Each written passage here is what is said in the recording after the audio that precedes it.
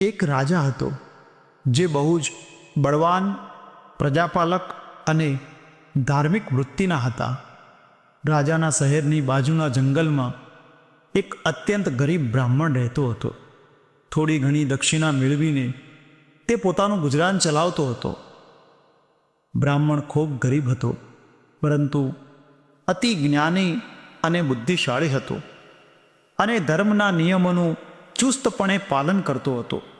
રોજ સાંજ પડે તે પહેલાં કંઈ ને કંઈ મળી જતું, જેનાથી તેના પરિવારનું પાલન પોષણ કરતો હતો. પરિવારમાં તેના પત્ની અને એક પુત્રી હતા. સમય જતાં દીકરી વિવાહ યોગ્ય થવા લાગી, એટલે એક દિવસ તેની પત્નીએ કહ્યું કે હવે આપણે આ દીકરીના લગ્ન કરાવી દેવા જોઈએ. ત્યારે બ્રાહ્મણે કહ્યું કે લગ્ન તો કરાવી દેવા જોઈએ, પણ તેના માટે પણ પૈસાની વ્યવસ્થા કેવી રીતે કરવી? અત્યારે તો આપણું ઘર પણ માંડ માંડ ચાલે એટલી જ દક્ષિણા મળે છે.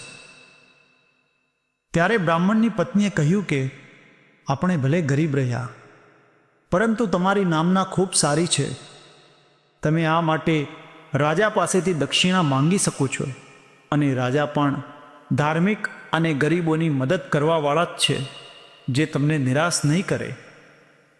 આમ બ્રાહ્મણ રાજા પાસે જાય છે અને મનમાં વિચારે છે કે રાજા પાસે જઈને દક્ષિણાની માગણી કરીશ. રાજા ના પણ નહીં પાડે, પરંતુ રાજા પાસે જે ધન છે એ તો પ્રજાના પરસેવાની કમાણીમાંથી ઉઘરાવેલા કરનું ધન છે, જેમાં પ્રજાનું લોહી અને પરસેવો છે. આ ધનમાંથી હું દીકરીના લગ્ન કરીશ તો આનું પરિણામ સારું નહીં આવે.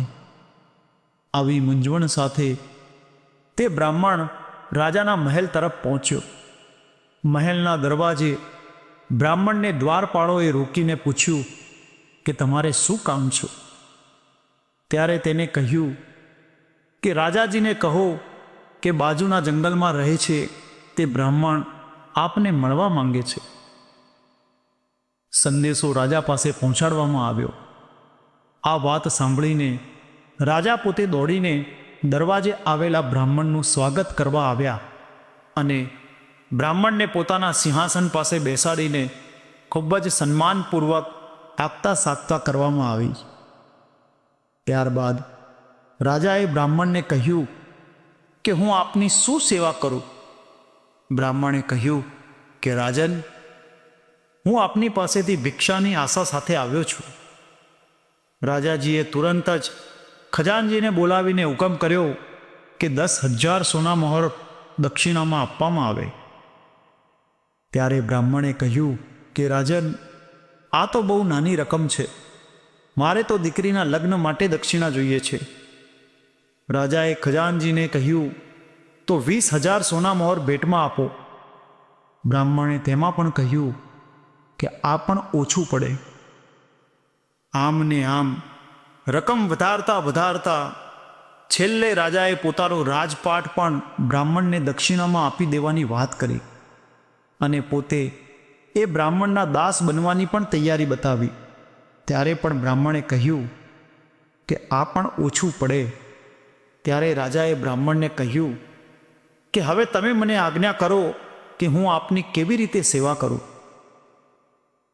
ત્યારે ઉત્તરમાં ગરીબ બ્રાહ્મણ રાજાજીને કહે છે કે હે રાજન, આપે અત્યાર સુધીમાં કપટ રહિત અને સાચી મહેનત કરીને કોઈ ધન કમાવ્યું હોય તે મારે દક્ષિણામાં જોઈએ છે. રાજાએ જવાબ આપતા કહ્યું કે તમે 2 દિવસ અહીંયા રોકાઈ જાઓ. હું તમને તમારે જોઈએ તેવું જ ધન દક્ષિણામાં આપીશ. રાજા રાત્રિના સમયે પોતાની પ્રજાના સુખ દુઃખના હાલ જાણવા વેશ બદલીને નીકળતા. તેવી રીતે જ રાત્રિના સમયે મહેલમાંથી બહાર આવીને શહેરમાં ફરવા લાગ્યા. શહેરમાં ફરતા હતા ત્યારે શહેરના બધા જ લોકો સૂઈ ગયા હોય. શહેરમાં એકદમ નીરવ શાંતિ હતી, પરંતુ એક લુહારી કામ કરવાવાળા કારીગરની દુકાનમાં કામ ચાલુ હતું. ત્યારે રાજાએ વિચાર્યું કે આ માણસને અવશ્ય કંઈક તકલીફ હશે, જેથી હજુ સુધી મજૂરી કરે છે. રાજાએ તેની દુકાન પાસે જઈને કહ્યું કે ભાઈ, હું અત્યંત ગરીબ માણસ છું.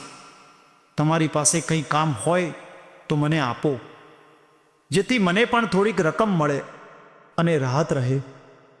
ત્યારે દુકાનદારે કહ્યું કે મારી પાસે વધારે કામ તો નથી, પણ તમારે સવાર સુધી કામ કરવું હોય તો કામે લાગી જાઓ. હું તમને 4 રૂપિયા આપીશ. રાજાએ કહ્યું કે સારું, હું સવાર સુધી કામ કરી. અને રાજા કામે લાગી ગયા અને સવાર સુધી સખત મજૂરી કરીને ચીંધેલું કામ બહુ સારી રીતે પૂરું કર્યું. રાજાના કામથી દુકાનદાર ખુશ થયો અને રાજાને મહેનતાણામાં 5 રૂપિયા આપવા લાગ્યો અને બોલ્યો કે તમે રોજ આવીને મારું કામ કરશો તો હું તમને રોજ 5 રૂપિયા આપીશ. રાજાએ કહ્યું કે મને પહેલાં વાત થયા મુજબ 4 રૂપિયા જ આપો. એમ કહીને રાજા 4 રૂપિયા જ લઈને ચાલ્યા ગયા. બીજા દિવસે રાજાએ ભરેલ દરબારમાં ગરીબ બ્રાહ્મણને બધાની વચ્ચે સન્માનપૂર્વક બોલાવીને એ 4 રૂપિયા દક્ષિણામાં આપ્યા, જે તેને આખી રાત મજૂરી કરીને કમાવ્યા હતા. બ્રાહ્મણે દક્ષિણા સ્વીકારી રાજાને આશીર્વાદ આપી અને જંગલમાં પોતાની ઝૂંપડીએ ગયા. ઝૂંપડીમાં આવતાની સાથે જ બ્રાહ્મણની પત્નીએ પૂછ્યું કે રાજાએ શું દક્ષિણા આપી? ત્યારે બ્રાહ્મણે પોતાની પાસે આવેલા દક્ષિણાના 4 રૂપિયા કાઢીને પત્નીના હાથમાં આપ્યા. તેની પત્ની ખૂબ જ ગુસ્સે થઈ ગઈ અને એ 4 રૂપિયાનો ઝૂંપડીની બહાર ઘા કરી દીધો અને ગુસ્સામાં સૂઈ ગઈ. બીજા દિવસે સવારે જાગીને જુએ છે તો તેના આંગણામાં 4 વૃક્ષ નવા ઉગ્યા છે, જેમાં પાંદડા સોનાના અને ફૂલના સ્થાને હીરા લાગેલા હતા. આ વિચિત્ર ઘટના જોઈને બ્રાહ્મણ પત્નીની ખુશીનું ઠેકાણું ન રહ્યું. રોજે રોજ નવા ફૂલ ઉગતા, જે બધા જ હીરા જ હતા, અને રોજે રોજ જે પાંદડા ઉગતા તે બધા જ સોનાના હતા.